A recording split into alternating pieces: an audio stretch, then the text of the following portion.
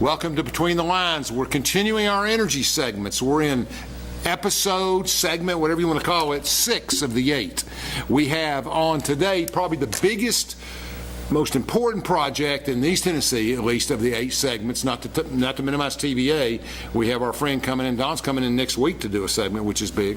But you know, in the last 10 years of working here and living here, I guess it's 10 years now, but 10 plus, UPF has been the biggest project. It started out as the biggest construction project in the history of Tennessee. I don't know if that's still true, but obviously it's big and it's billions and billions of dollars.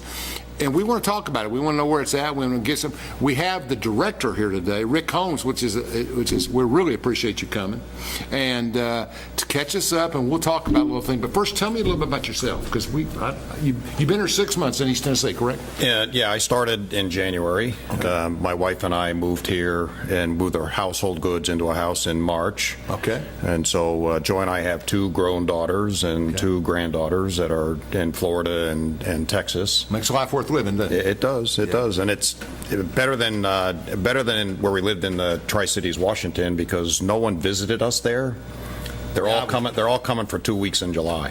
That's great. That's great. Why didn't anybody come to Washington? Too far? It's hard to get through. Yeah. Okay. I got this is closer.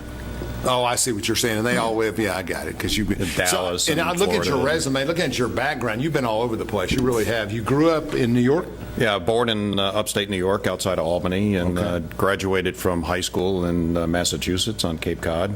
Okay. What was the name of the high school up there? Dennis Yarmouth Regional High School. Okay. I'm from the Stone Age, but we did a lot of work up there. Most of what we did was Rhode Island, up bordering Massachusetts, and some of those areas. But I really like that area of the country. A lot of people don't, but I really, because my dad played ball there, and we had a lot of stuff in the 30s and 40s. My grandfather played with Ruth, and so we had a lot of history in those areas, and it's just exciting. And how old were you when you left New York? I was going into my senior year of high school. Okay, so you were there the whole time. Then you went up there to graduate. 17, graduated 18. Then you took a direct line to Florida. Yeah, I went to college in Lakeland, Florida, at a school called Florida Southern College. Okay.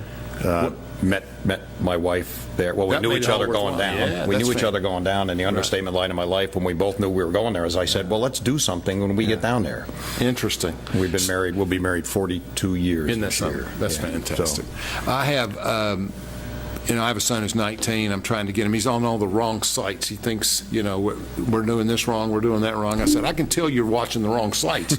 But anyway, so what's fascinating is you get in there and you have science backgrounds. I've read it, and you've done stuff, and you've even got a master's, and you went on to science, kept in the science world.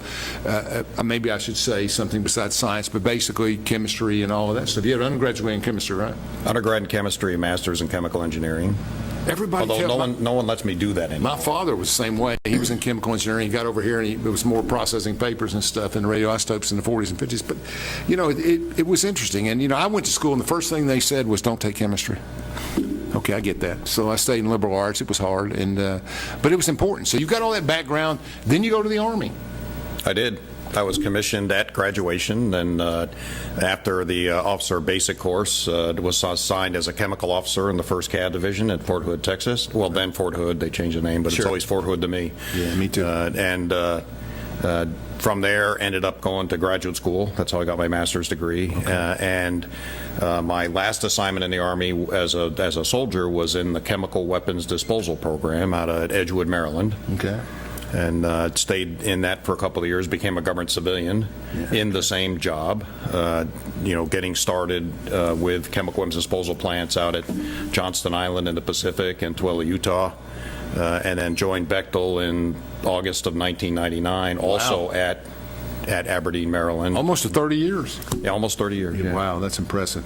Is your wife ready for you to retire so you can do different stuff? She is ready for me to join her in retirement. I haven't had a guest who hasn't said that. It's got 25 or 30 years in this business. I think I'm going to have to get out pretty soon and that kind of stuff. But that makes sense. I mean, they've sacrificed a lot. I want to finish this one first. Go ahead. No, you go. I want to finish this one first. This one's got, please. Well, I don't care how long it takes. It's done. We're all anxious for it to be done. I don't think anybody really understands everything, and we'll talk about the processes. but I think everybody is excited to get it done and to get a lot done. You have two granddaughters and two daughters. Two daughters, one in Florida and one in outside of Dallas, and two granddaughters. Granddaughters are 14 and 10. Oh, that's a great age. And so it's a great age. And like I said, they're going to come visit for 2 weeks, and we're going to take a week on the beach, and it'll be fun. That's fantastic. Where did you choose to live in East Tennessee? So we're in Knoxville, just outside of Farragut. That's good. That's close. Mm-hmm. That's close. I know Josh and others I've known, and there's other people I know in Washington who were in federal service who moved to Knoxville when they're retired. So a lot of people like Knoxville. I mean, lakes, the water, and everything. All right. So basically, your background's construction. Tell us a little bit about. You left the Army. You had all that. I mean, you may be the most prepared person I've ever talked to in terms of this industry and the mission. I mean, all the different backgrounds, incredible. But you ended up a construction guy. Well, I think it's more than construction. Okay, my career, the UPF is my sixth large U.S. government facility going through the end of construction into startup and into operations. It's my fourth as a leader of a Bechtel team going through that continuum. Some in chemical weapons disposal. Most recently, I was at the waste treatment plant project in Hanford, Washington. That's challenging. And so when the company announced that John Platt was leaving, the people were guessing who's coming here, and that list of people who've done this, again, where we're at is in the construction, into startup and ops, is not long. I would think that this would be perceived as one of the most challenging jobs in the industry. I mean, not saying it's not rewarding, not saying it's not good, but all eyes are on this project. You know what I'm saying? Does that make sense? In the Department of Energy, and I don't want to throw, on the EM side of the house, they would argue that the VIT plant is the most challenging project they have. Certainly UPF is the most challenging one in NNSA. They're both, for different reasons, kind of on par with each other, okay, and have a lot of eyes and attention, because they're important to the nation to get done and get done right. No question, no to the mission. So let's go back 10 or 15 years, and we decide, and I know we have aging facilities, and I know we have other issues, but what made the government want to build something this large in the uranium processing? What was the motivation behind this project, do you think? So at the time that UPF was going through that continuum, I was the project manager at a project at Los Alamos called CMRR, which was kind of the plutonium analog to what UPF became. And the government back then was looking to the future to say, okay, we're going to need plutonium and uranium processing capability, both of which today are in aged facilities. And I think, and at that stage, the government's got to be looking 20, 30, 40 years down the road and foretell what the nation's going to need. And so that's kind of how the start came about. Both projects kind of started in that decision process to go forward at about that same time. CMRR has gone a different pathway. And so it's a credit to kind of the longevity, because these projects take a lot of time. And I know. And they're always bigger and more challenging than first envisioned. Mm-hmm. And it's just an is of the realities of this business. Way before your time, I can remember the debate. There was almost an architectural shutdown. There was a design problem, and everybody looked at it, and I remember it was very public knowledge that in the end, we just put two buildings in one, or one building. Those kind of mm-hmm. things come up all the way through the process. They do. I mean, there was a version of UPF that was, I think, might have been loosely called the big box. That's it. Yeah. And it would have had more in it.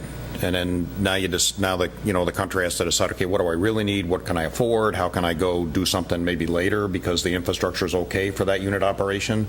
And so you wind up with what you have today, which is the version of UPF that we're finishing up.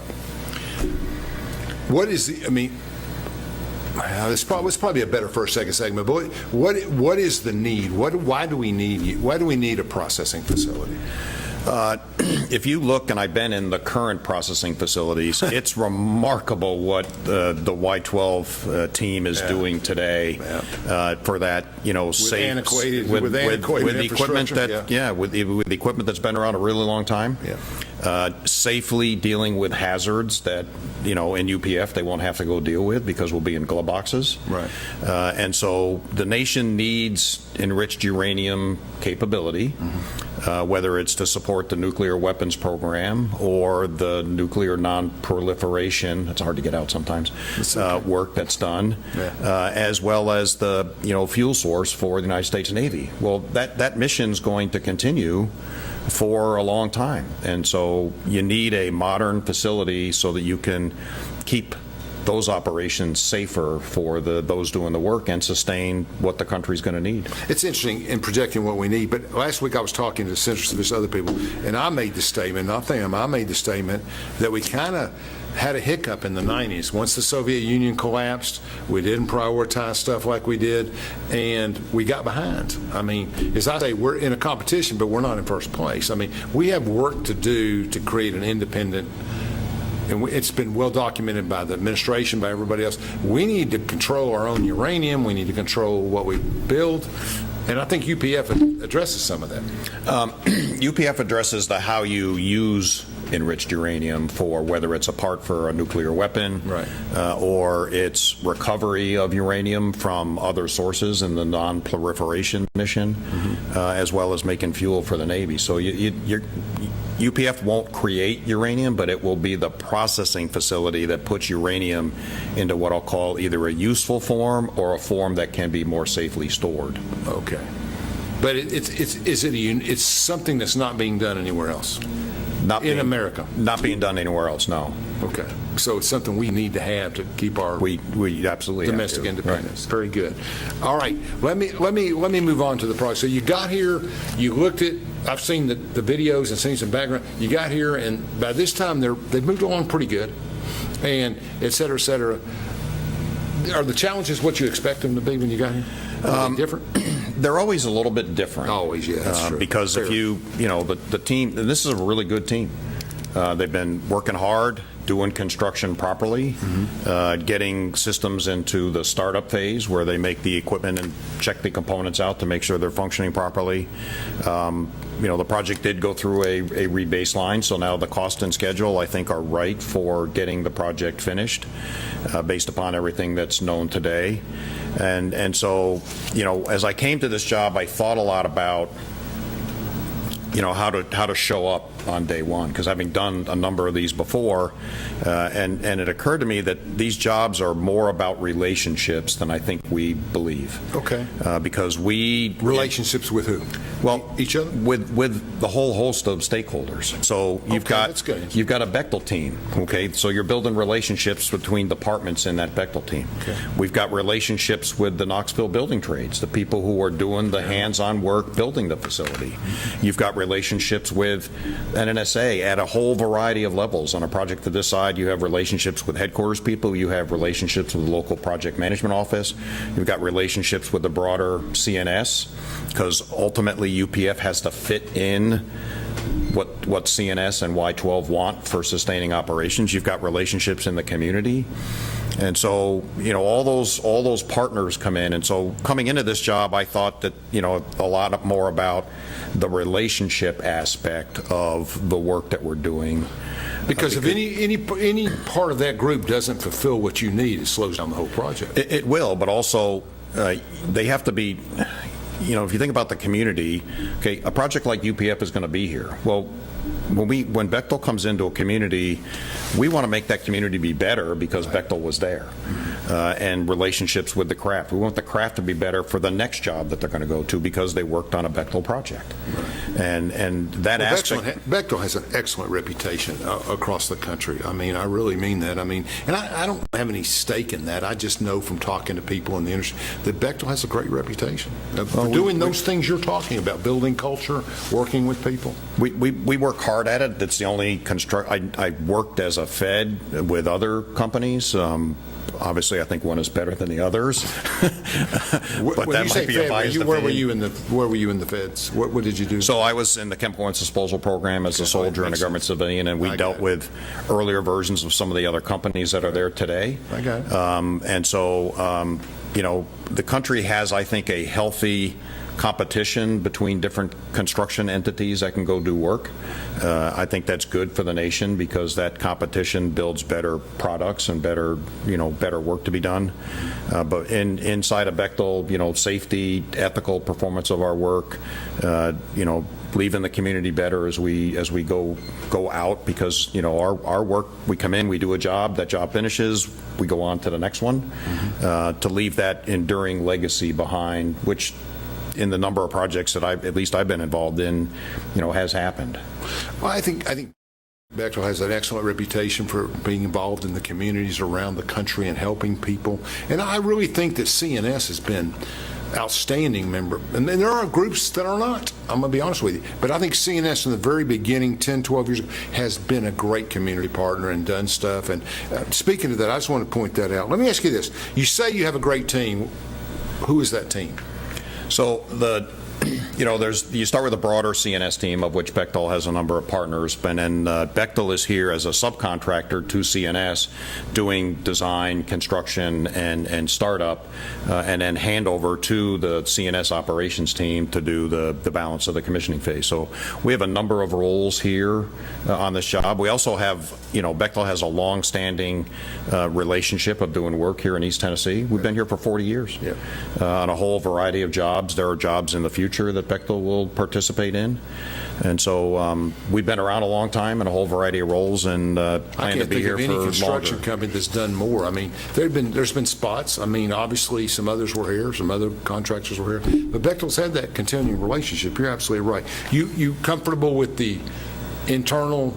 I mean, I guess the only answer you can give me is yes on this, but I mean, the internal team, you think UPF is moving? You foresee any management changes? I mean, not personnel, but just directions. We need to hammer more nails over here and less nails over there. Are you okay with everything? What I've been looking at is, how do we structure ourselves for the next portion?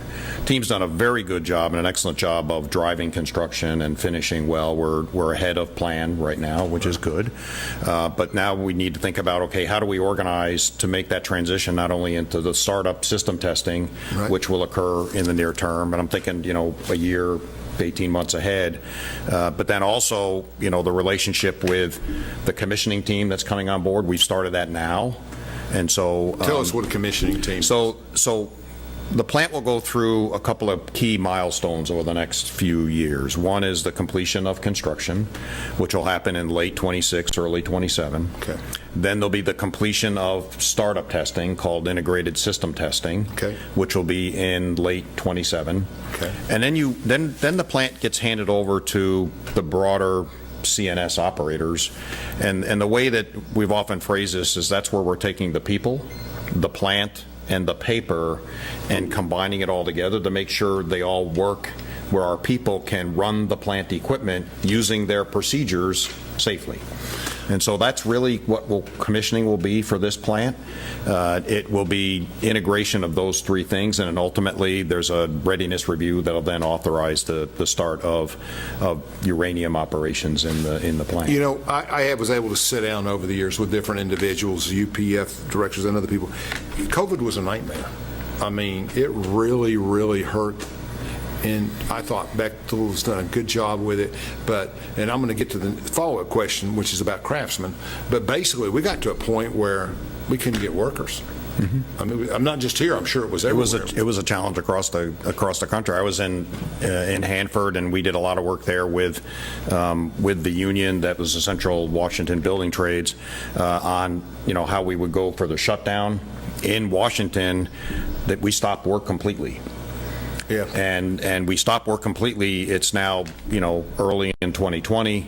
The CARES Act gets passed, so the craft were kept in a ready-to-serve state, but we didn't know if the budget for the next fiscal year was going to include the CARES Act again.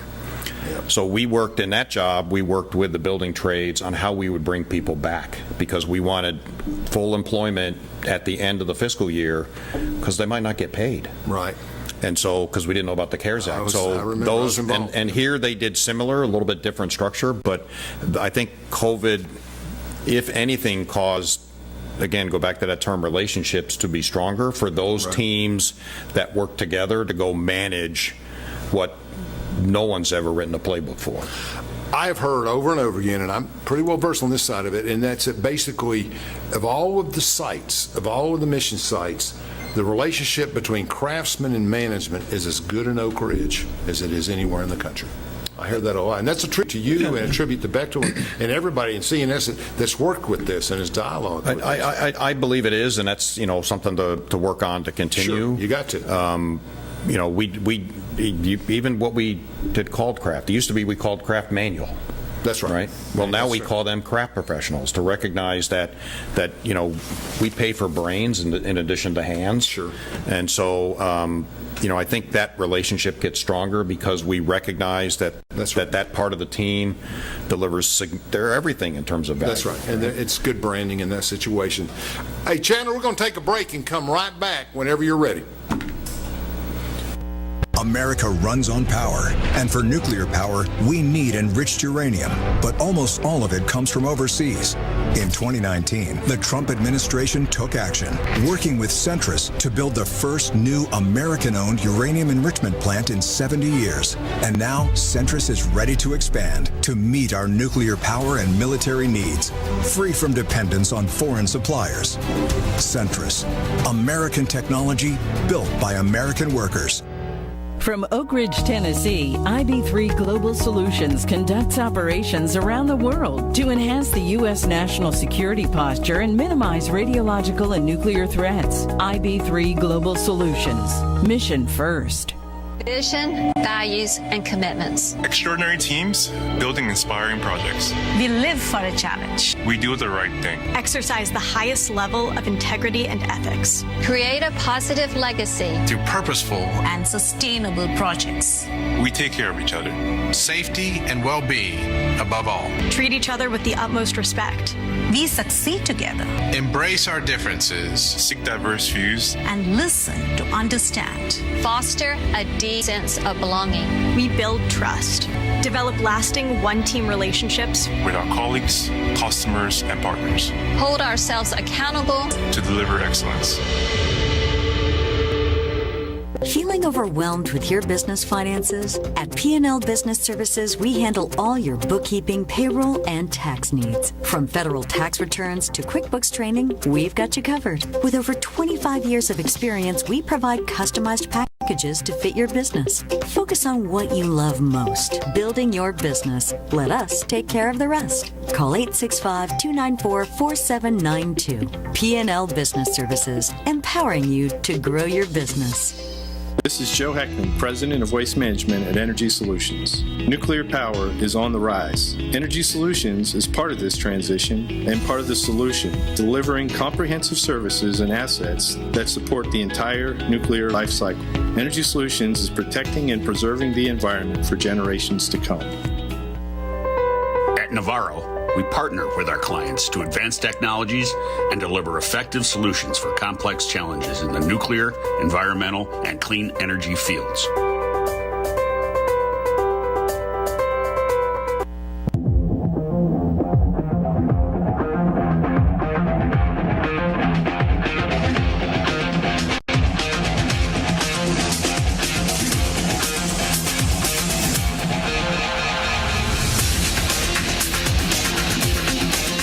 Welcome back to Between the Lines. We're talking with Rick about, and we're talking with UPF about how challenging everything is and how well they've done and adjusted to keep things on schedule and do their work. I want to follow up on Craftsman. I mean, I can remember when it first came out, we were talking about, literally thousands, 1,500, 2,000 craftsmen. That's a lot of craftsmen in East Tennessee. I mean, you got other people competing with you. I mean, the pay scales are usually pretty good in government. How did, and you being the entire project from the beginning till now, how did you meet that challenge? And how many are working? Give us an overview. So today we have about 1,600 craft professionals working on the job. And I think, We used to call them manual labor. We no longer do that. They're craft professionals. I think that's in recognition of the importance of the work that they do and the skills that they bring to a job. And so, through a lot of efforts, you can't attract craft just based on pay, because more pay is like cheese. You just want to eat more. And so you have to have a place where people want to work in order to go do, the job that you have. Because there's a lot of projects here in East Tennessee. We run labor surveys looking at 300 miles out and 600 miles out, and there is a ton of work in those radiuses. Great demand. And a great demand. Tennessee is a good place to work because no state income tax. That's correct. And so that's favorable. We're proud of that. And so you have to create an environment where craft want to work. Mm-hmm. You have to create an environment where craft can be recognized and be better on a Bechtel job, because we place the importance of safety. I think we teach people, how to be safer in their next job, because they will be intolerant of bad behavior. I think how you lead craft is very important, and involve them in the decisions that have to be made. And Bechtel's even going, I think, a step beyond in supporting the industry, where Brendan has put in, suicide prevention programs, because that's not something craft professionals will talk about their feelings. You talk to a 30-year veteran carpenter, and they might, and I'm not singling anybody out, but they might not be as inclined to talk about their feelings as somebody else, and yet they have them. I think that's and true. So you have to go. So part of the art of this is creating an environment where people want to work on your job, and let them work hard. Pay them fairly for the work that they're going to go do, and then create an environment where they can move on to their next assignment, because the craft professionals, for the most part, are transactional, because a project comes and goes. The nature of the team changes, right? Early on, you have a lot of civil craft doing work. Today, we have, of those 1,600 people, 400 of them are electricians.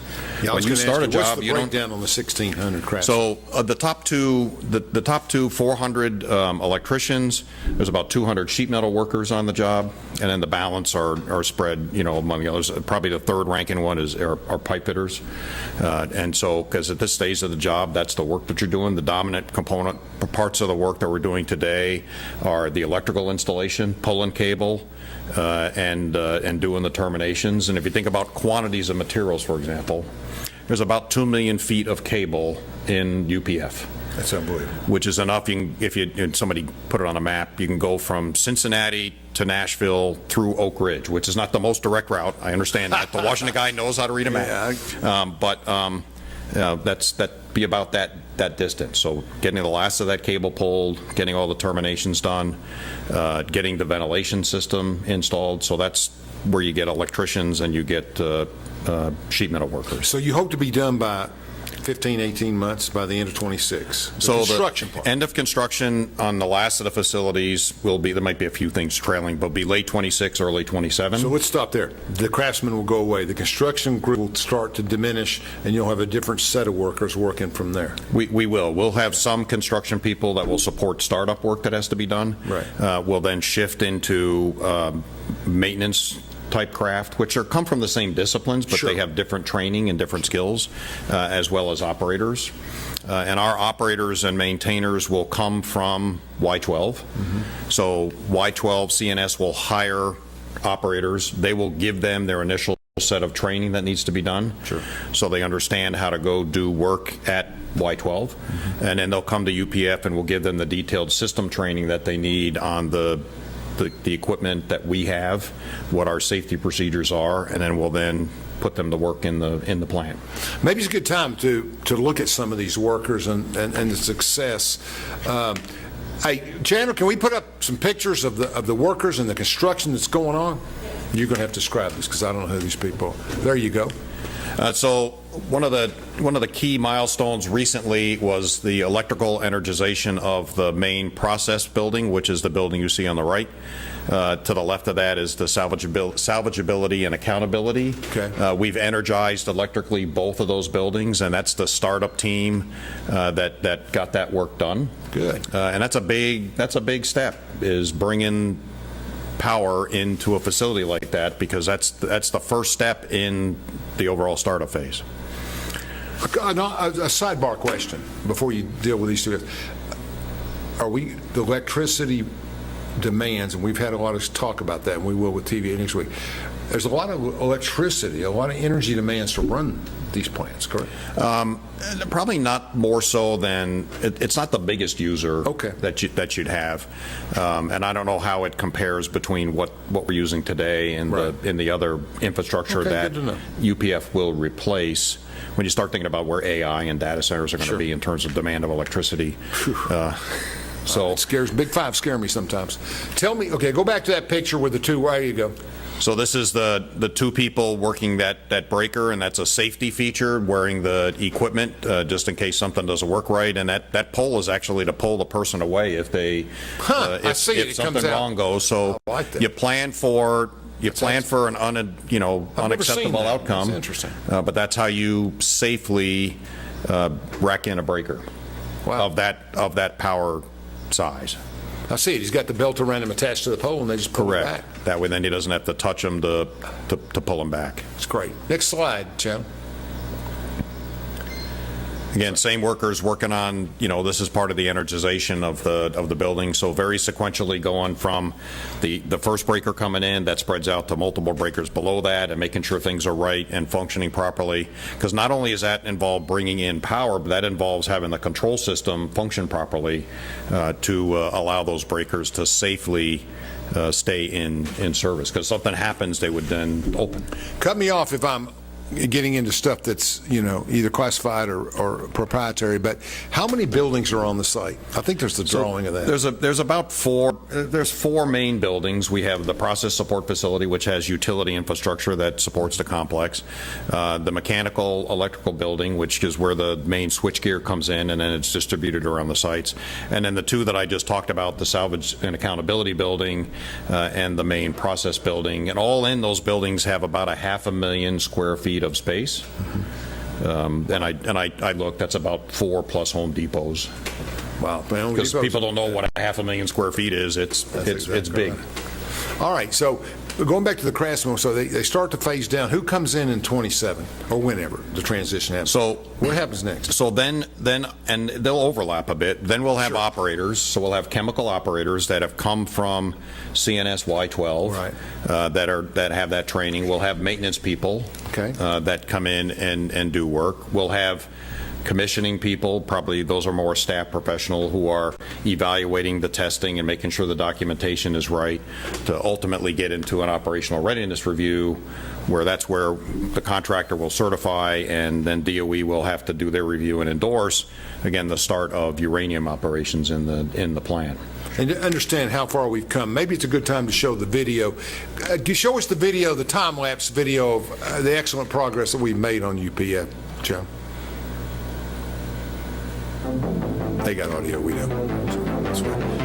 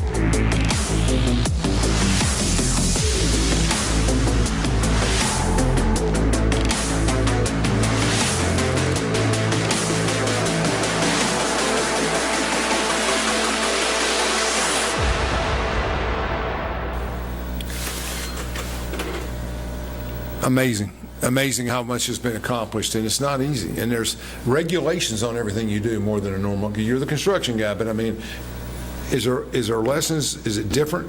Is this more regulated? Is there any kind of experiences in that? So why can't it be built in 2 years? That's what I'm saying. Why is the construction, I mean, that may not be realistic, you know what I'm saying, but why does it take so much time to build something so technical? And I think everybody agrees with that and understands that, but with the whys, we don't know. Well, it's not a grocery store. That's right. That's right. And so, you're designing, not only you're designing unique, first-of-a-kind processes, you're also simultaneously designing the box or the building that you're going to fit them all in. That's correct. And there's an iteration in that process. Yeah. The number of glove boxes, and I don't recall the number off the top of my head, that are inside a UPF was sufficiently large. It challenged the country's infrastructure to make glove boxes. Explain what a glove box is, because we talk about it in our own state. They actually have one, and a couple of them that they're programming nuclear engineering. Mm-hmm. Tell us what a glove. People think of sticking a glove in a box, but tell them. Well, that in simplistic form is that's what it is. You have a box with glove ports in it where you can put your hands in to go manipulate tools or other equipment. And the box itself, so picture you got a glass panel in front of you. Sure. These are designed well because they have all the support infrastructure, the power and everything else, and any motors or things are underneath the box, so that will help maintenance be better and easier. The tooling inside the box here, I find, I've used the phrase elegantly simple. Okay. It was influenced heavily by the operators who do this same work today. Yep. Either putting together material to go make a part in a casting furnace or doing other unit operations. We didn't try to overcomplicate it and make it be dramatically different. And so I think that will help us get into operations as fast as practical. And so a glove box, and here we have glove boxes that are attached to glove boxes that are attached to glove boxes that make up the train to move material through and do the steps necessary to it to get the mission done. And why is a glove box so expensive? I mean, I've just heard other people talk about it, not this project necessarily, just a glove box in general.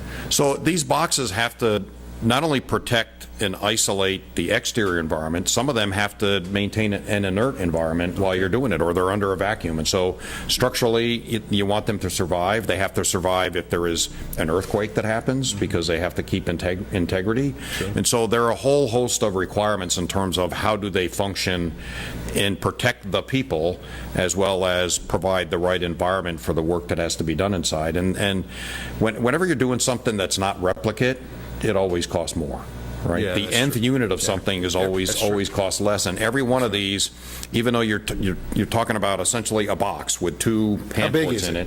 Well, most boxes are probably maybe 4 to 6 feet in size. They've got some height to them, so you can do maintenance in them, and so. But then the lines themselves come together to be many feet in length. That's amazing. And I see a lot of places have 2 boxes, 3 boxes. The magnitude of what we're trying to do in the UPF requires a whole lot of glove boxes. Oh, way more than 2. I got that. I figured that without going into details. All right, that's fantastic. What's the overall impact going to be on once UPF is built? What's it going to? I mean, obviously it's going to contribute to the mission. How does that work? I think the biggest impact is going to be safety to the workers involved. Today, those workers doing these jobs have to dress out in special clothing and to be protected from that work.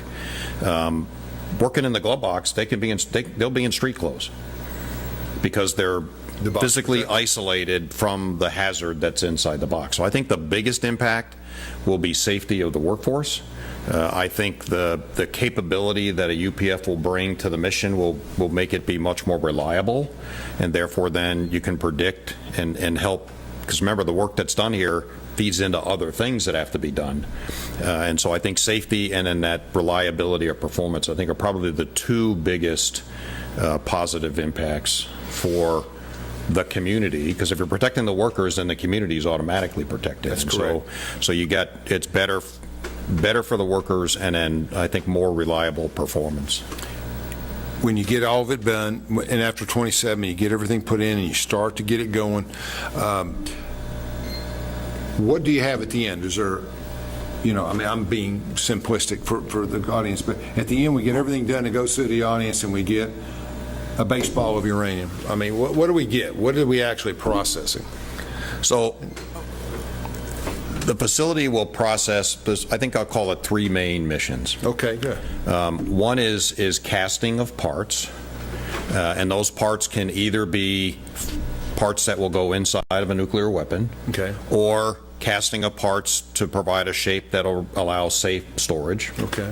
And so that's one mission. So you'll get parts I get it. out of it. You'll also get uranium extracted from other sources, either waste that's generated as part of making those parts, or uranium that is recovered from other places as part of that non-proliferation mission. And so that'll then be put into a safe, stable form. And then the third one is fuel for the United States Navy. And so those are the 3 main products that will come out of a facility like UPF, and those are the 3 main products that are made at CNSY 12 today. Let me ask this question. It may be totally unrelated, but it sticks in my brain. We were not happy when the oxide processes got transferred up to Virginia. We lost a few jobs. I think Virginia's correct, up there through a different company, et cetera, et cetera. But I remember that company was providing the Navy. They had contracts with the Navy to provide nuclear fuel. So, is there multiple people doing this? I mean, no, I think some of that starts here, okay, and then it might go somewhere else. And I don't know.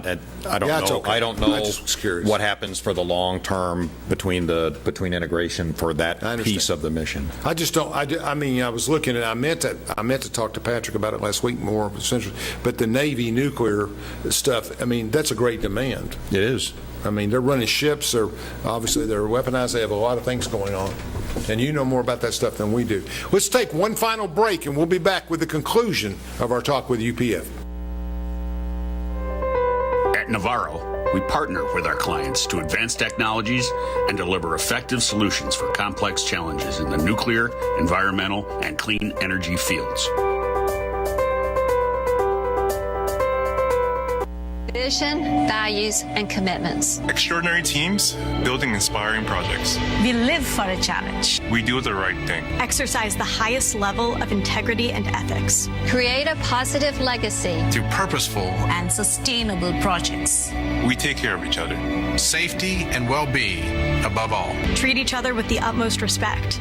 We succeed together. Embrace our differences. Seek diverse views. And listen to understand. Foster a deep sense of belonging. We build trust. Develop lasting one-team relationships with our colleagues, customers, and partners. Hold ourselves accountable to deliver excellence. From Oak Ridge, Tennessee, IB3 Global Solutions conducts operations around the world to enhance the U.S. national security posture and minimize radiological and nuclear threats. IB3 Global Solutions. Mission first. Feeling overwhelmed with your business finances? At P&L Business Services, we handle all your bookkeeping, payroll, and tax needs. From federal tax returns to QuickBooks training, we've got you covered. With over 25 years of experience, we provide customized packages to fit your business. Focus on what you love most, building your business. Let us take care of the rest. Call 865-294-4792. P&L Business Services, empowering you to grow your business.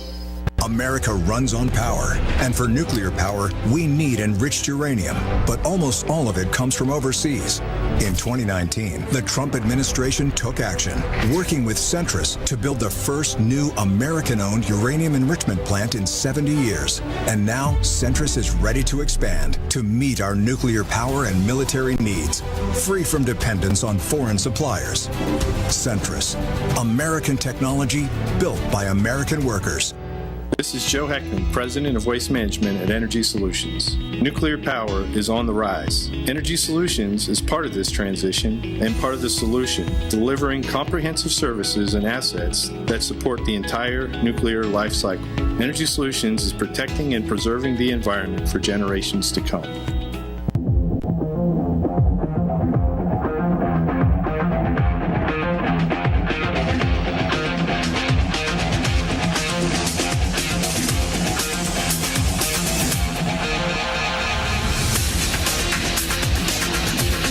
We're talking with Rick Holmes, the UPF director, and we're getting further into the project, and we're getting ready to get it done and make a difference in the mission. And I just can't thank Bechtel enough for their leadership in this and in the community. And we'll get to a few other things about what Bechtel's doing in East Tennessee, et cetera, but follow up on it. I mean, follow up on all the other places you've worked. And I said a little bit about difference, but what lessons have we learned from all this? Well, I think, the main thing is, as you start to integrate, as I talked about earlier, the people, the plant, and the paper, the plant will have a vote because it has to work. And you put in good, righteous design, and you buy the best equipment that you can get. You install it properly. You then go to start it up, and then something's not quite the way you envisioned it. And if we knew what that was today, we'd fix it. Yeah. And part of the challenge in going through the startup phase, which is what's coming next, is doing that integration to make sure things work properly. All those requirements that we talked about that go into the design and have to be met, the safety analysis requirements and those kind of things, they all have to function properly. Some of those involve, if something happens in a plant, a valve has to close in a certain number of seconds. Sure. Okay, that has to be tested. Well, that'll come down to, because most of those valves are air pneumatically operated, down to tubing size, potentially. Sure. And so you'll wind up with a whole variety of challenges, some small, some big. On my last job at the VIT plant, we had some big challenges that we had to go solve as we got the low-activity waste portion of the plant into its commissioning. Here, I think, we're trying to look ahead, because if you try to look ahead and try to say what's going to break, well, you'd fix it today. And so being in a place where the team can be nimble and prepared for the challenges, how things operate and integrate with procedures. We have, to operate this plant, is north of 700 procedures. Good news is they've been written. We've done some virtual reality work with the glove boxes, and we'll do a little bit more of that to make sure that the things can be manipulated properly to go do that work. Nearly all the safety analysis is done that has to be done, so we know what complete looks like for those. But you now got to take all that and tie it all together. And the learning really comes into, how do you put the team organizationally in a position to have the capacity to go deal with those challenges when they crop up? Because if they get too many of them at the same time, it will overwhelm you, and you can't get to them all, and some have to wait. And so that's really why, when you think about, okay, we're going to finish testing in late 27, and there's a time period before we start production in the plant, then that's really what that time period is for, is to do that integration. And so it's not about equipment obsolescence or learning about how a particular widget functions. It's about putting the team in a position so that they have the capacity to go deal with the things that are going to crop up, plus have time to go do that.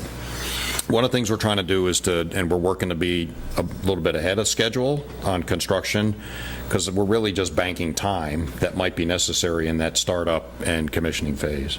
That's a good point, because I think the biggest thing is that people get anxious. Why, if the schedule's 31, why can't it be 29, and et cetera, et cetera. And I think you do a good job of explaining it. And we go back to Bechtel's culture of safety and education and protecting the workers and their excellent reputation worldwide. And I think you have to understand that, yeah, you could pull the switch in 28 or 29, but that would be totally untested, and people would be at risk, and there's different things involved. And I think, so everybody wants this plant to start, and I use the phrase, as soon as practical. That's good. Because possible brings too much emotion to people. Yeah, so right. I say, so we are committed, and I think as a team, as NNSA, as CNSY 12, with Bechtel, are committed to that earliest practical date. And I think we're on a good trajectory to get there, and whether that's 31, which is the committed to date, there's some margin built into that, or sooner. There isn't anybody who wants this to take longer than needed. It's always the way it is. Yeah. But I think it speaks well to Bechtel and the culture that they built, and that the workers are so optimistic, and things are moving ahead, because once you pull the switch, it can take a long time to fix something. I mean, you want to get it right before you go. You do. And that's I think, and I've learned some things today about timing and what coming up and how you have to prepare for this. It's been interesting, I mean, in that situation. So I guess hopefully no COVID, no obstructions, and you can stay on schedule. That's our plan. Your hope. And did you experience any other? Give me an example of where you've worked where you ran into a problem late. You don't have to be specific, but just the kind of problems, or how did you adjust them? I was working north of Baltimore, 600 yards away from a mustard agent stockpile stored outside on 9/11. Wow.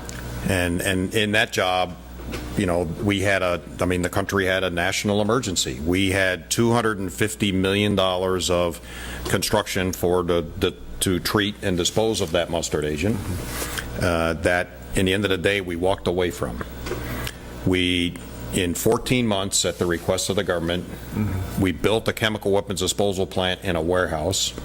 We hired the people to run that plant. We certified it ready to start and put them into operations. It was not flawless going in operations. We had some big challenges because of the speed at which we did, but that stockpile stored outside posed a really big hazard. Yeah, and so much more than life can throw curveballs at you. Yeah. Beyond a COVID. Yeah, mustard gas is nothing to play with. We talk about plutonium, but mustard gas is, you know the chemical stuff better than I do. What's the hazard of mustard gas if they hit that pile? It would have affected millions of people. Yeah, Maryland. Because mustard burns badly, and mustard is a blister agent. And now we're in your expertise. I've done nuclear work too. I know, I'm kidding. I'm kidding. What's the biggest challenges to construction in general? I mean, just commercial, government, military. I would say labor is your biggest challenge, but I don't know. Well, I think it is labor, but it's also creating a culture of finishing. One of the challenges on a job that's been around a long time is okay, I'm going to be working on this job for the next 10 plus years. Well, now all of a sudden you're finishing. We will start next year. The work by a certain individual will be done, and we'll help them move on to their next assignment, whether that's a staff professional or a craft professional. That can cause people to be a little nervous, and so having that culture of finishing and allowing people to know it's okay to finish. You're gonna be taken care of. You just won't be here on this particular job. There may be a future job at Y12. There may be something else in the local area. There's a whole lot of projects coming where people will go and then maybe come back to go do something else. So attracting people to do the job is one thing. Creating an environment where people know it's okay to finish is another.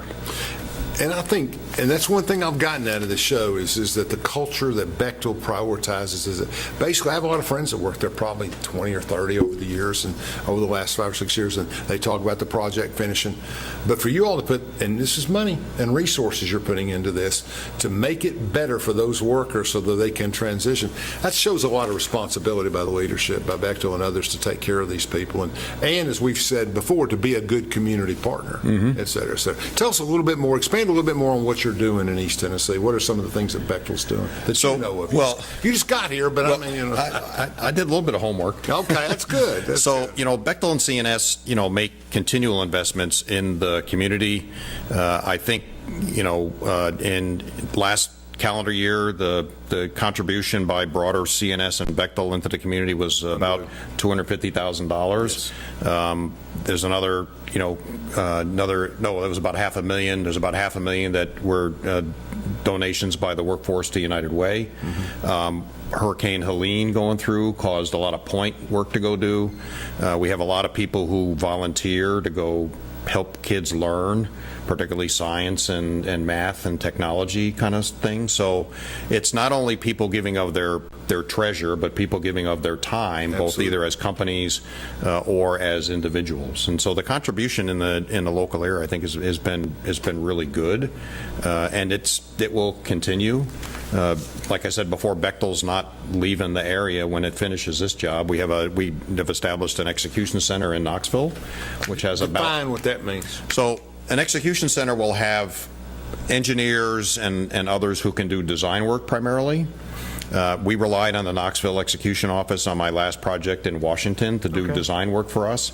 There's about 200 people working out of that office today, and that number will grow as other work comes in. So it's not only that execution center not only does work for projects in Eastern Tennessee, it'll do support to projects all around the country. Once again, we get bound to employing 200 people in East Tennessee. Yes. And making a difference in that area. Very good. So, having a place like that establishes a good source of stability in an area. It'll allow people, again, as we finish UPF, if there's work to go over there, they'll just transition over and work out of that office, and then another project comes along, they'll go on to that other project as well, particularly for the Bechtel staff professionals. In 1999, you took a job with Bechtel. You'd done some other jobs, and you've done some things 26 years ago or whatever. Why'd you stay with Bechtel all this time? Why Bechtel? There's opportunities out there. Well, Bechtel, I like the big projects. One of the other companies that I was thinking about going to at the time had smaller projects, and I said I want to work for the big projects.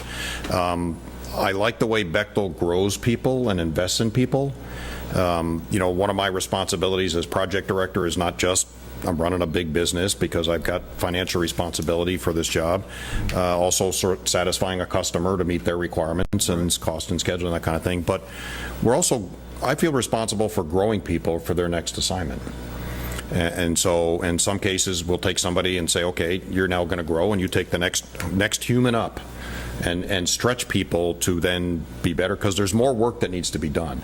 And to me, that mindset that, along with safety and ethics and how we approach work is important. And I think, I learned about that, in my soldier days, as I was responsible for the care and feeding and well-being of the soldiers assigned to me. I think that way about the people on a Bechtel job.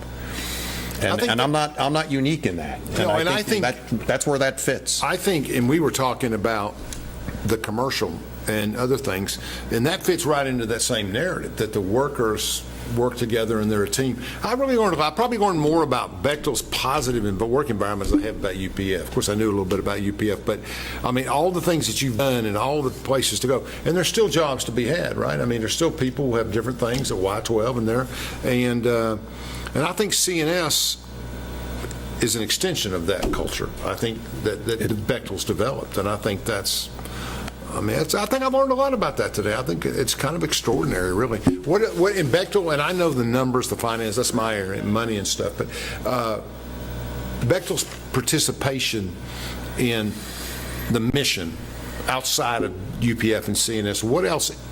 Give me a picture of their scope. So I think, we're, the lead partner at CNS. But I think the most important piece of this is the future. That's right. Late last year, NNSA published a blueprint for the total modernization effort that it needs to do the missions that the government or the country is assigning to NNSA.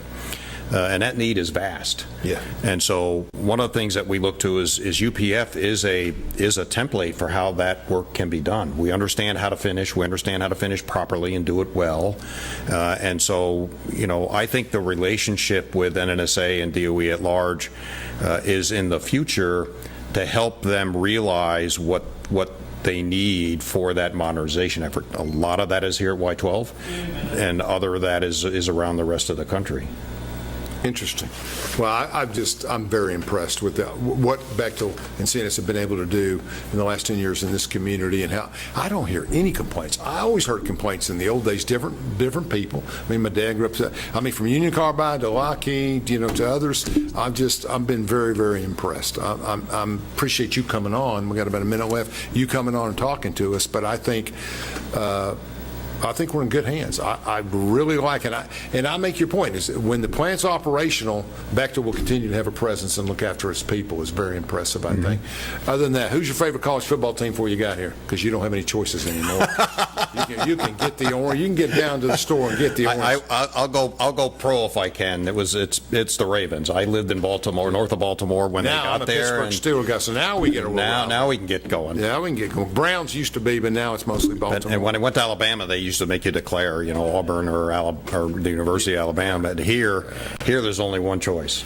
And I'm going to buy an orange shirt. I'm going to say that, but I'm going to buy an orange shirt. You need one. But Chuck was on the show a couple weeks ago. We were talking about Rich and Chuck and I and one other are all going to go to Notre Dame for a nuclear visit. They come to Chuck, the president did of Notre Dame, said, we want you to come up here and look at this program. He said, so we're all going to go up there. Chuck said, I will be wearing orange, he told the viewers.